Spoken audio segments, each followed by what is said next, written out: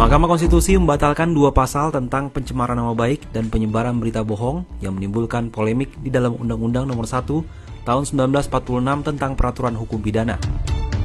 2 pasal tersebut dinilai sebagai pasal karet yang tidak jelas parameternya atau tolak ukurnya, sehingga berpotensi menimbulkan kesewenang-wenangan dalam penerapannya.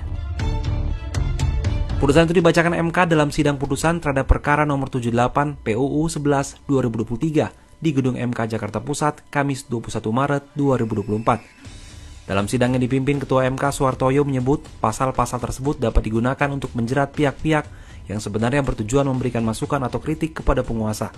Atas dasar data tersebut, MK mengabulkan permohonan itu.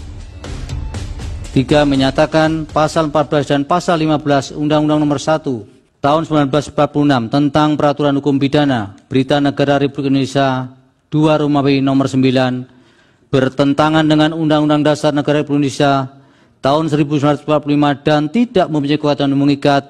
4. Menyatakan pasal 310 ayat 1 Kitab Undang-Undang Hukum Pidana yang menyatakan barang siapa sengaja menyerang kehormatan atau nama baik seseorang dengan menuduhkan sesuatu hal yang maksudnya terang supaya hal itu diketahui umum, diancam karena pencemaran dengan pidana penjara paling lama 9 bulan atau pidana denda paling banyak Rp4.500 bertentangan dengan Undang-Undang Dasar Negara Republik Indonesia tahun 1945 dan tidak mempunyai kekuatan hukum ikat sepanjang tidak dimaknai barang siapa sengaja menyerang kehormatan atau nama baik seseorang dengan menuduhkan sesuatu hal dengan cara lisan yang maksudnya terang supaya hal itu diketahui umum, diancam karena pencemaran dengan pidana penjara paling lama 9 bulan atau pidana denda paling banyak Rp4.500.